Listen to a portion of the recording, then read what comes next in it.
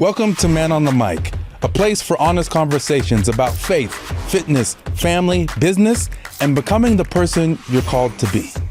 Here, we slow down, ask better questions, and talk with people who are building meaningful lives from the inside out. My hope is simple, that something you hear today gives you clarity, courage, and the push to take your next step. Let's dive in.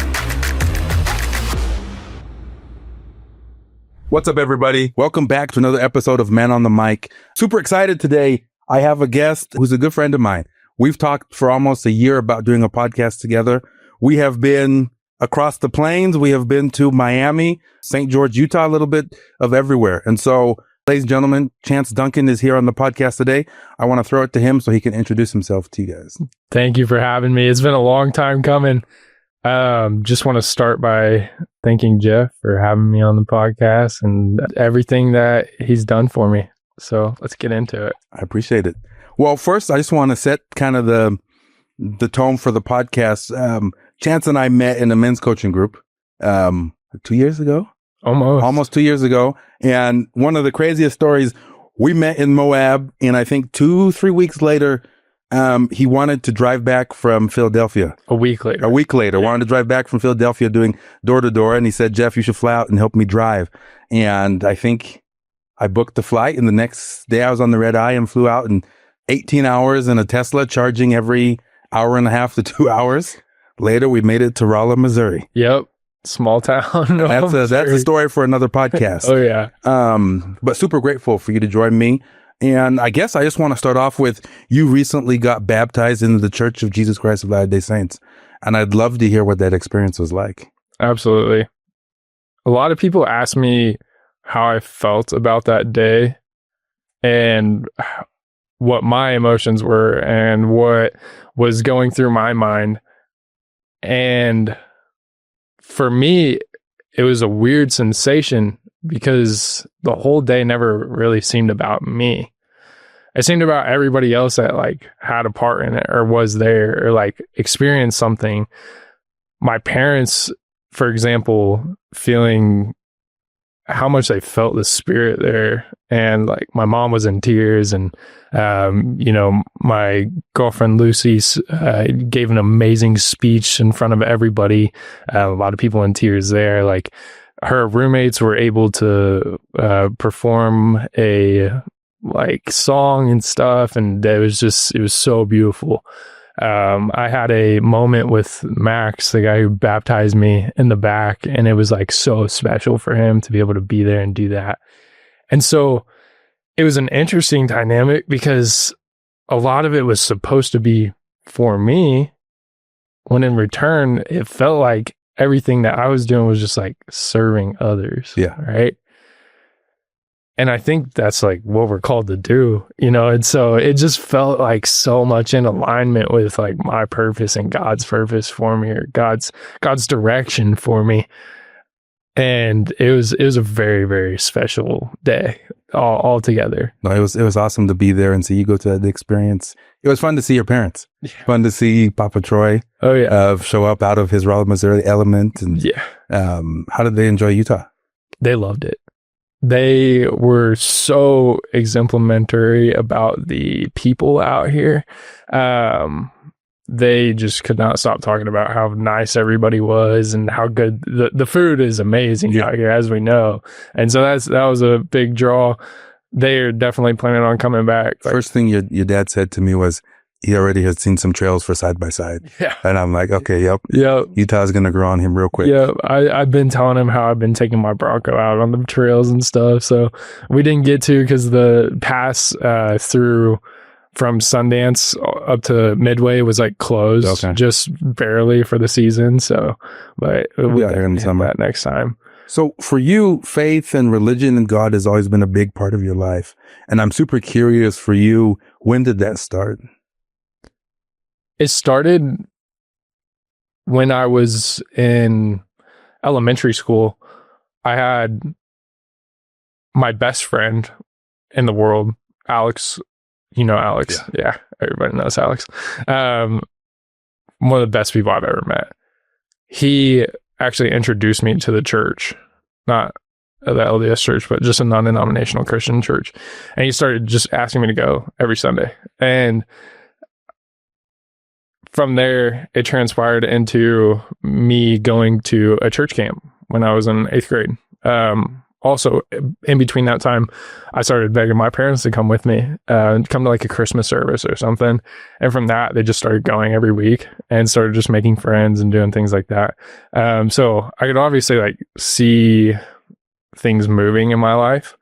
And going on that church camp trip with him, with some of the older guys that were there, Gage Klausner, some of the other dudes, they just engulfed me in the spirit. Like I didn't have a choice, and it was amazing. And they were, have you ever heard of CIY? It's called Christ in Youth. I have it. So it's just an organization that they hold these huge events, like 3,000 to 5,000 kids come to this, and they have multiple across the country every year. And basically the whole goal of it is to like either give your life to Christ or to like retrack your life with Christ. And so that's what it was. It was literally a train track that we got to choose like when we were there. Like you go up in front of the whole crowd and you press a button of like I'm either giving my life to Christ or I'm getting back on track with Christ. And it would, when you press the button, it would like the train horn would sound in front of everybody, all 5,000 people, and then everybody's cheering for you. You're crying. Your boys, like these men, these guys that I looked up to in my high school, like they were in athletes and stuff like this, and they're just like engulfing me. And I'm like, dude, tears are strolling down my face, and just the spirit's like on me, dude. And the songs Oceans is playing. You've heard that? Yeah. Like, dude, just like everything. Just that song alone. Yeah. And that's when I originally just gave my life to Christ, like full in. I love that. So I want to take a second and put faith and religion over here to the side. And I want people to get to know, who is Chance Duncan? Yeah. What is it that I guess drives you every day and gets you out of bed? Chance Duncan is a child of God, you know, and I don't think I can put religion off to the side to explain who Chance Duncan is. Okay. I think I have to keep that at the center of who I am. I love that. Because I am a child of God and I'm put here to spread his light. I truly believe that to my core. And I think we share a similar goal, which is impacting 1 billion lives. Yeah. And I don't think we can do that without Christ. No. You know what I mean? Yeah. It's finding something so crazy that you can barely believe it yourself that it could be possible. And knowing that you have to have somebody in your corner with the power to make it happen. Yeah. And with a goal like that, it just keeps you going. You're meant for something more, and you're starting to make a little impact, and you just got to keep going. Yeah. Because it's a time thing. And obviously I'm 20, so I'm young, but I figured out as I've gotten into like the entrepreneurial world and started to grow my teams and, transition from industry to industry and stuff, it just takes time, And so who is Chance Duncan? Chance Duncan's a small town kid that had a dream, and he took a leap of faith in himself by like joining a men's program, moving out to Utah, not having a plan, asking Jeffrey Mann on his doorstep, "Hey, can I stay with you for a month?" Mm-hmm. That like Chance Duncan's just the kid that like had a dream and wanted to go after it. And now I'm here. Yeah, it's been fun to see your journey and the steps you've taken, and the different routes. And at one time there was a thought, hey, I could come and play soccer. There was a thought to come and do real estate. And now you find yourself big into door-to-door sales.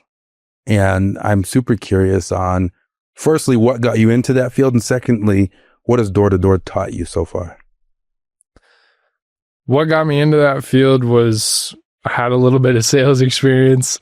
Obviously, I think all the things to get out here, the soccer, the real estate, it was just to get out here. Yeah. I was just trying to find something. When I came out and initially got introduced into the group, and the men that were in that group that were husbands, fathers, leaders, business owners, just amazing men, and we're they. It opened my eyes to like what's possible. Yeah. Because small town Missouri, $100,000 a year is the best you do. Like that's a really good income, and also like the family life's out there. Like a lot of my friends, their parents are divorced or not happy marriages, stuff like that, and it's just not what I wanted. And when I see the things out here, as I mentioned in my baptism when I spoke, is like the fruits of the labors of people out here. Yeah. And I think that has to do with the church. And so it's just all of that combined is like what brought me out here, So yeah, I attribute it to the group, and I attribute it to just the people that have been in my life. But essentially what got me into door to door was just introductions from that group. One thing led to another, and I had been looking since high school. I started a mobile detailing business, lawn care business. I tried different things. Yeah. And I always wanted to look for an opportunity for my friends, because I have a really tight friend group back home.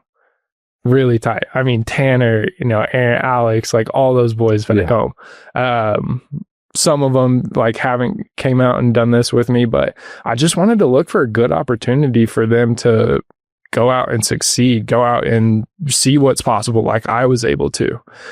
And that's exactly what this was for me. It was an opportunity to show my friends what was possible. And that's exactly what I did. And I think because of the motive behind it, and that it was what it was centered on, is why it's done so well up to this point. And it's grown like crazy. I love that. What, I guess I would ask, there's a lot of door-to-door companies here at Utah. What is it that I guess separates you guys from the other companies? Or what is it gets kids that want to come out and sell for you guys? I would say there's a lot of similarities for every door-to-door company in Utah. I think the reason that we will succeed is because of how close our core group is. Because no matter what, the loyalty for the core group is always going to be there. It's always been there. I mean, we've been friends since like 5th grade, like all of us, just like a group, inseparable. Yeah. And some people are like, don't do business with your friends. Some people might argue that's not a good idea, or some of them don't have like the talents that they should need. I disagree. I think it's amazing. I think that I wouldn't rather do it with anybody else, even through like the ups and downs of business and like trying to figure out how do I work with my friends and stuff like that. I'd take it 10 times over. So what advice would you give to someone who is looking to work with their friends and has been struggling with that? Do it. Just get up and move. Just move. Take action. If it doesn't work, it doesn't. Yeah. And not all my friends do it with me or still do it with me. Yeah. Right? No bad blood. It's just they have a different path than what we're doing. And that's fine. Yeah. You can't blame people for not wanting the same things that you want. That's huge. Some people want to go make a good living. Some people want to make $100,000 a year. Yeah. That's fine. Go do it. I just want more. Yeah. My friends want more. Yeah. I'm super curious because I've had a chance to see you with your friends group and kind of a mentoring role with them, and you joined the men's coaching group looking for mentorship and stuff. Who have been some of your top mentors in your life and why?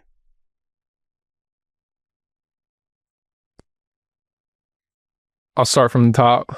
Jimmy Rex is obviously huge impact on my life. When I met that guy, I was like, I want to be like that guy. Yeah. And I set a goal to be coached by that guy. No clue how, right? And I run into him, bump into him again, start talking to him. Magically, the group's opening up like the week after. I'm like, that, it's a certain amount per month. I'm 18 years old. You know what I mean? Like, youngest in the like I was doing fine, but I wasn't like making good money. Mm-hmm. And so I was just like, screw it, just bet on myself. Like, I'll figure it out however I have to do it. The experiences that we've done with them, I'd say it's like all Jimmy, but it's the space that Jimmy has created for me with all the other guys in the group. And that's what's so special about that in particular. There's nothing else like it. Another one, Matt Smith. He's a big real estate coach now, but he was my original real estate team lead. Okay. He kind of took me under his wing when I was just getting into real estate. And that's when I did 20 sides in 10 months, which is pretty good for a brand new, fresh real estate person. But he actually did 80 something homes his first year, like crazy. So there's a trend with real estate guys. Another one that was a big influence in my life, his name was Gabriel Stanislavski. You've never met him. That's an unknown name. Okay. He was a senior when I was a freshman in high school. Okay.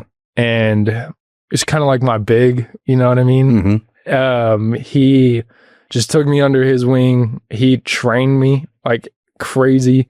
He actually introduced me to breath work. Okay. He got me deeper in my faith. He was the original, the OG.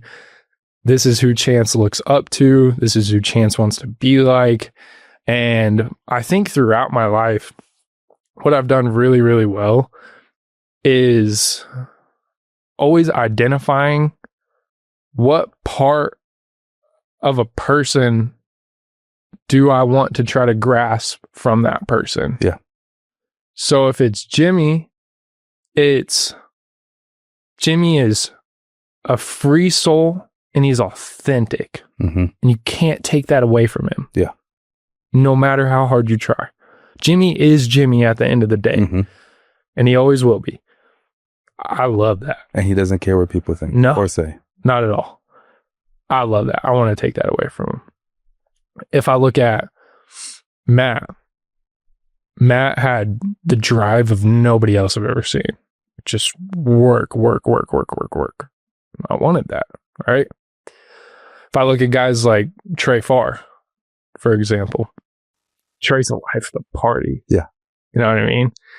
He, you walk into a room, if Trey's in there, you're going to have a good time. Yeah. I love that about him. That's what I want to pick up. Mm-hmm. And so there's just different things that every single person serves. And it's it's people that are ahead of me. It's people that, I might just be hanging around. It's wherever I can find it. I'm always picking up pieces from everybody I can. And I think you just have to be curious about it. And you got to be able to go get it.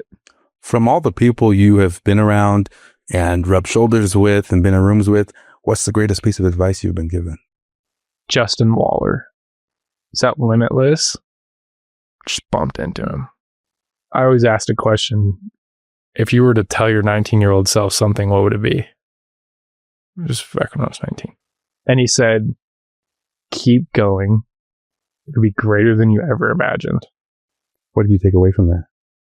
I think that's the moment that it clicked for me, that it just takes time. Yeah. No matter how hard you try, how much effort you put in, you can't beat that time that it takes. Mm-hmm. There's certain things that you can do to make that time go by faster. Getting mentors in your life. Yeah. Like I said, looking to people to try to be like a certain part of them, or comparison's the thief of joy, we say, but you also, to be able to get where you want to be, there's a certain level of comparison that you have to be able to do to make sure that you're performing at the level that you need to. Yeah. And so you got to go get after it. And then once you get after it, when you get to the destination that you thought you were going to get to, it's going to be great. It's going to be way better than you ever thought. But then you're going to have to just keep going. It doesn't stop there. And we set these goals in our life to achieve. And sometimes we get there. It's not all sunshine and rainbows. Yeah. Sometimes it's what's next. Yeah. Immediately. I did a jiu-jitsu tournament not too long ago. Just tried it out. Just like, randomly. Yeah, I think I went. You love doing random crazy things. I think I went to class like 4 or 5 times before I did this tournament. I did all right in it. And I was like, all right, that was cool. You know what's next? Yeah. Right? I don't know. I don't know of what I was chasing. Mm-hmm. Like, was I chasing a medal? Was I chasing like just to think that I could do it? I don't know what's next. But why does there have to be a accomplishment attached to it? Yeah. Why can't it just be I'm just doing things? Yeah. Just experiencing life. Yeah. And being present, being where our feet are. Yeah. I'm super curious. I know this is a hard question because you're only 20. But I know how many places you've been and things you've done up to your life today.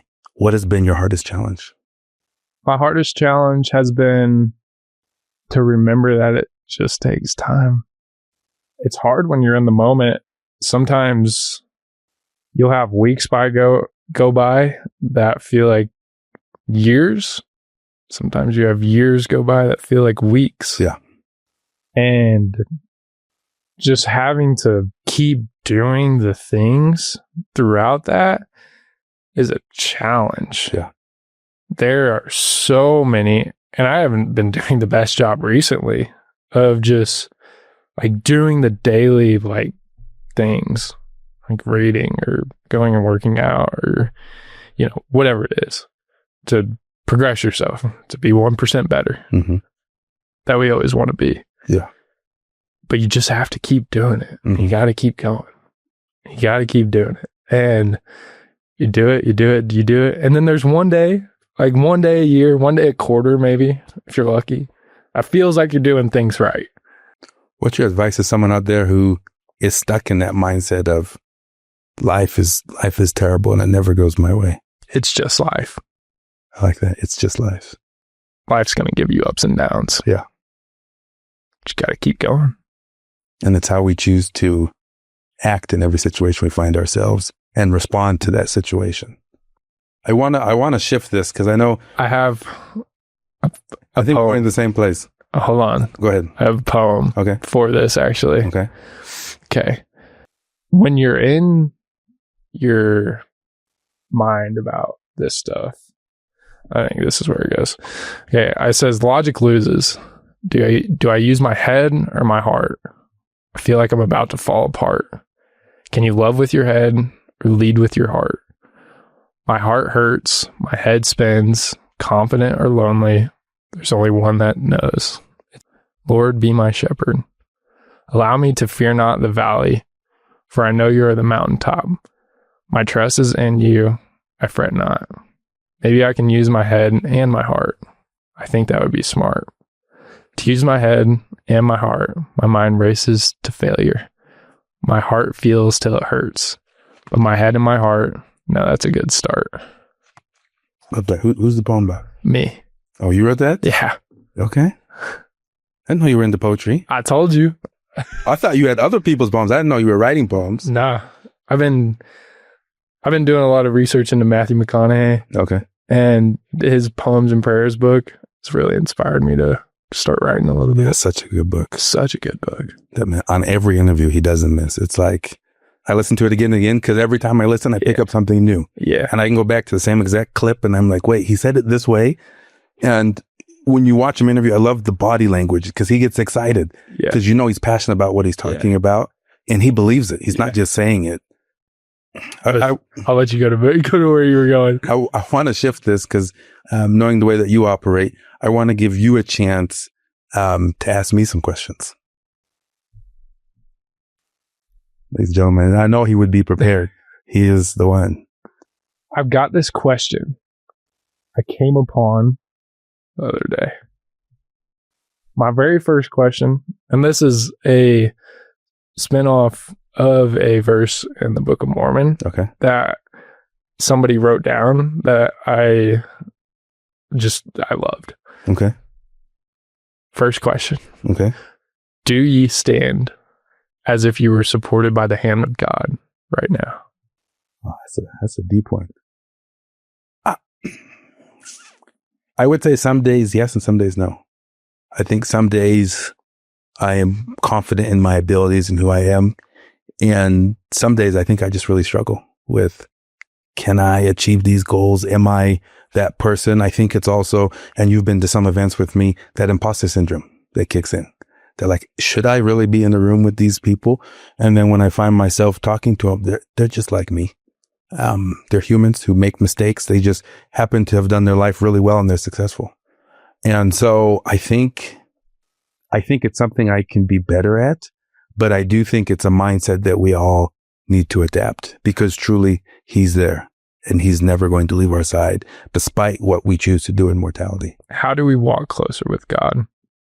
I think it's doing the things in which we've saw that Jesus did and taught about and invited us to come and to follow him and see the things that he's doing. I think that's one way. I think the other way is, and I think it's part of both of our missions, is impacting people. I think impacting people and help to change their lives for the better is one of the closest ways that we can find God and be close with God, because we are doing the things that he hopes, that he wants.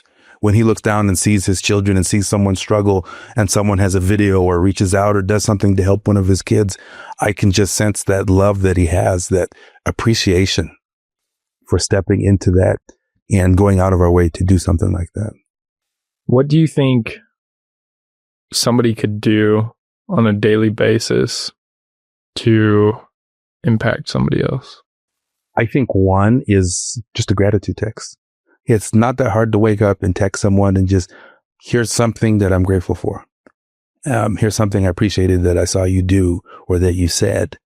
I think that's one way. I think another way is being our true, authentic selves, because in doing so, we're able to reach and serve other people when we're authentic. When we try to be something we're not, I feel like God purposely closes us off to people. When we're authentic, he puts us in more rooms because he knows we can carry a message that can reach the people in that room. And so I think it's leaning into, who are you truly and what are you called to do? And not being afraid to step into those gifts and those talents you've been given. And it's okay to make mistakes along the way. And you're not going to be perfect. But as we get older, as we get more experience, we learn how to truly tap into those talents and those gifts. What's a quote that you've heard that impacted the way you think? I'm going to have to pull. That's one single quote. Actually, I'll use this one. It's a kid that I had, track athlete. I had him on my podcast. And one of the quotes he said to me was, don't get lost in the sauce. I think too many times we try and complicate things, or we try to make things bigger than they really are, understanding, and even what you just said earlier, it's just life.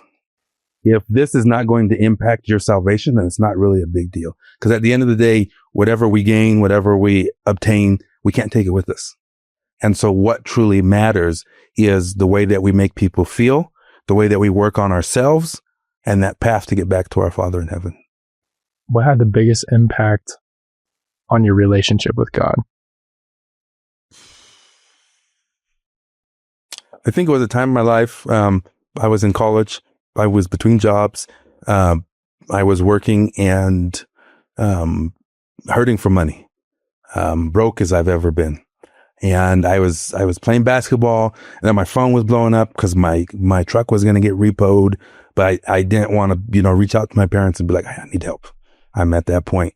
And, I had been praying and really hoping and, what can I do to get out of this mess? And it was just the next day I suddenly got this message for a job interview and stepped into that job. And that led me into a world where I got to work with influencers and travel the world and step into masterminds and just completely shifted the way that I view my life. But what it taught me more is, if we trust in God, he will help us. But when he does help us, he's not doing the work for us. It takes us to do the work.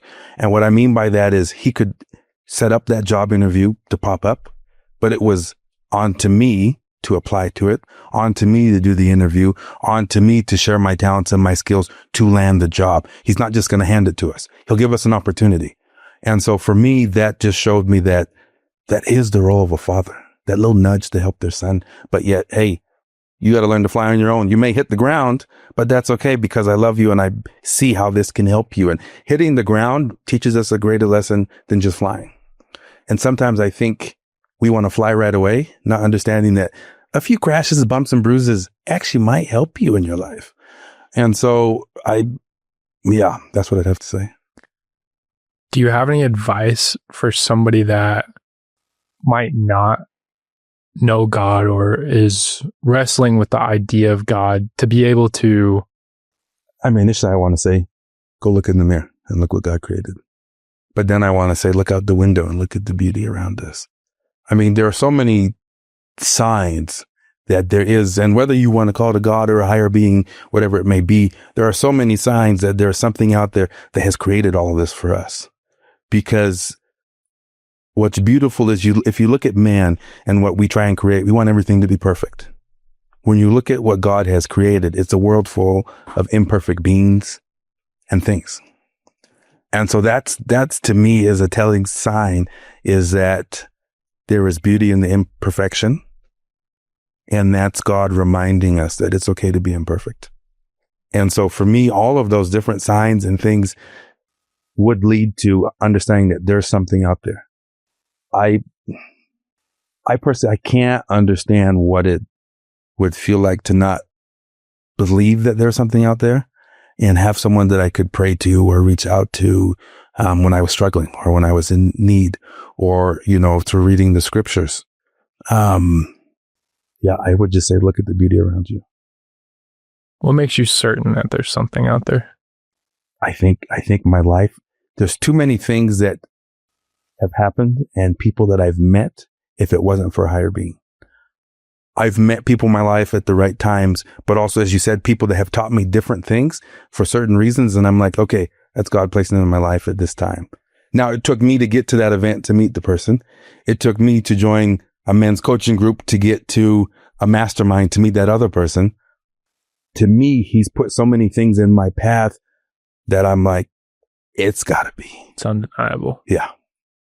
I think the other thing is, the crazy thing is when you find yourself getting closer to God and you see worse things are happening to you, and there's a great quote by one of the prophets, Joseph Fielding Smith, that says, the greater a man or a woman come to God, the greater the power is made manifest by the adversary to prevent the accomplishments of that person. And to me, it's like, okay, that's my sign right there. The better I do, the harder it gets. Because the adversary, he doesn't want to see you excelling and doing good. And so he's constantly going to throw things your way. There's an interview where Mike Tyson says that too. Oh, really? Yeah, he's like, when you're favored by God, you're favored also by the devil with his lisp too. So, yeah. I thought you were going to do the whole impersonation. I was trying, but I couldn't figure out where I was going to do the lisp. But no, it's so true. I guess I want to know, what is next for you? I want to start traveling. I feel like there's a lot of the world that I haven't seen yet. And right now, I've gotten to a point where everything is a little comfortable for me. I've never been in a point in my life where everything just seems like really good. Yeah. And I'm there right now. And shake it up a little bit. I need to shake it up in a good way, though. Yeah. Because I would say previous me would try to sabotage. Yeah. And I think there's a part of me that still tries to start looking for that, make things worse so I can make them better, versus just being in where I am. And so traveling, I think, is a great outlet and a good place to start. I am trying to fill a lot of my time by reading and studying and writing. And can I ask, what are your If you'd say your top 3 books. Think and Grow Rich. Okay. Green Lights by Matthew McConaughey. Okay. And the Bible. We added a 4th book. Is it the Book of Mormon? Well, you can put the Bible in together. Okay. You put the scriptures. Yeah. Okay. That makes sense. Yeah. The New Testament is my favorite. If I had to like go with a certain part, Matthew specifically. Yeah, those 3 for sure. Without a doubt. I think that Think and Grow Rich is a guidebook to life. Yeah. Have you I'm sure you've done a deep dive in that. Green Lights by Matthew McConaughey. Have you read it? Uh-huh. So good. So good. That changed so much of my thinking. There's a part in there that he says to be less impressed, more involved. The sooner we become less impressed with our life and everything around it and more involved, the better everything gets. So it's essentially talking about being more present in your life. Amazing. Another part where he talks about his 10 life goals. So good. It's such a little part in the book, but I just picked up on it and just like shot out at me. Yeah. And it was just 10 one-liners of what he wants to accomplish in his life. Yeah. I think one was be a father. One was win a Grammy or Oscar or whatever. And if you just had to write out 10 one-liner things, what you want to do in your life, like your whole life, if you had to do 10 things, what would it be? You know, I'm not going to like make you answer that because it took me days, weeks to figure that out. Yeah. But being so crystal clear on that, it's great. Yeah. Now I have a North Star. Mm-hmm. Like anytime what do I do next? Go back. How can I get closer to my list? Yeah. So amazing. Yeah. Goal setting is huge. I think when we don't have goals, we don't have a guiding compass. But it also makes you realize what's actually important in your life. Yeah. If I had 10 things and that's it that I could do, I don't think the yacht or the Lamborghini would be that important. No. You know? Mm-hmm. Do I still want them? Sure. If I went without them and I was able to complete my 10 list, take it all day. Yeah. I'm right there with you. Yeah. And so you just start to you become less materialistic, you become more focused. Jimmy actually does an amazing goal setting thing at the end of every year. And one thing that he said on his one last year was anything that you're focused on that's not actually your what your purpose is or your goals is a distraction. So, I don't know if you did it, but basically they make you write out 27 goals or it's a very large number of goals. But then out of those 27, it makes you circle 5. It's okay, those are your goals for the year. Okay. Because we do have a lot of ambitions, goals, things that we want to do. Like maybe I want to go play in this chess tournament, or maybe, just stuff that's off the wall. But it's does that really matter? Yeah. Is that pushing the needle forward for me? And so now you have to narrow it down, and it's in all different categories. It's in relationships, it's in finances, it's in, health and fitness. So it's what 5 things? There's 7 categories. Yeah. It's 7 or 9 categories, but I have to only pick 5 things. So I have to cut out some of the categories. Yeah. So what is it for you? You have the most important things in your life. Exactly. Things that matter most. And once you really figure that out, it's so much easier to just dial. Yeah. Well, first I just want to say thank you for joining me on the podcast. It's always great to talk with you. We're going to have to run back episode 2 and 3 and dive deeper in. I'm sure you have a list of 100 questions. Oh yeah. But how I kind of want to end this podcast is, if you were to be remembered for one word, what would that be? Christ-like. Christ-like. I like that. I've never had that one. I think it's, he loved others. He loved himself. I think that would be it. If people want to, learn more from you and see what you're up to, where can they find you? Instagram, chance.duncan. pretty much any social media is that. So Both of our audiences are young. And so if there's a kid out there that wants to give a shot at going to knock and stuff, how does he get in touch for you with that? just DM me on Instagram is the easiest way. There's probably a link in my bio to be able to like book something, but Okay. Just see if you're a good fit. Awesome. Perfect. Thank you. Thanks for joining us on Man on the Mic. If this episode brought you value, share it with someone who needs it, and make sure you're subscribed. Man on the Mic is streaming on all platforms, so wherever you listen or watch, you can find us. I'm Jeff Mann. Grateful you're here, and we'll see you on the next episode.